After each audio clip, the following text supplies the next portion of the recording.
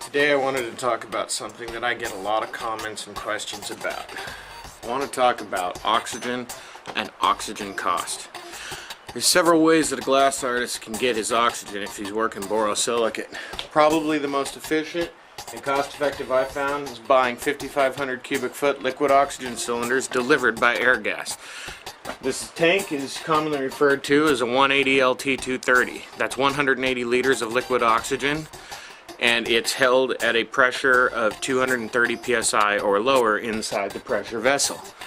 Anytime the pressure vessel exceeds 230 pounds of pressure, this little vent will open up and let out excess pressure. This keeps the cryogenic fluid from boiling off and creating a high pressure that causes a rupture of the cylinder. By far, even with the hazards of cryogenic fluid, liquid oxygen, from my experience, is a safer way to deal with oxygen than in compressed cylinders. That's not to say compressed cylinders can't be safe, but you have to make sure you chain them against the walls. Which brings us to our second form of oxygen. Compressed cylinders filled or purchased through any welding shop. I'm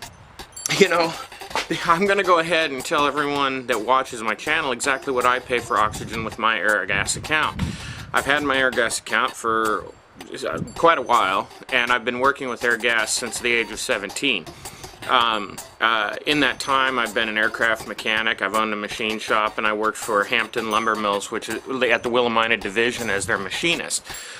So I have purchased a lot of welding gases, and Airgas treats me very well. But I'm a little disgruntled when I hear people telling me that Airgas is quoting them $45 for a 285 or K-tank fill when my price is $15. The real point of this video? Haggle. Oxygen is a commodity, and I guarantee if you're willing to hunt, someone will give you a better deal. The best places I know of to get haggling against each other are Airgas, Industrial Source, and Industrial Welding Supply Incorporated. But that's because I live here in the Pacific Northwest. Between the competition of these three companies, I've been able to bring my oxygen costs into control and get them to a reasonable level for running a small business. If you're just starting up in glass, understand you're going to have to haggle with your oxygen supplier on a regular basis to keep your prices in check and keep them where you need them so that you can be profitable. I don't think this is a problem that's going away anytime soon. One thing I've actually considered, there are generators on the market. We've talked about liquid, we've talked about compressed cylinders, and I'm also going to mention, yes, if you're doing beadwork or something on a small torch, you can use a medical oxygen concentrator. There's a few companies out there that are starting to produce concentrators specifically for flame working that can handle feeding the oxygen demand of a larger torch.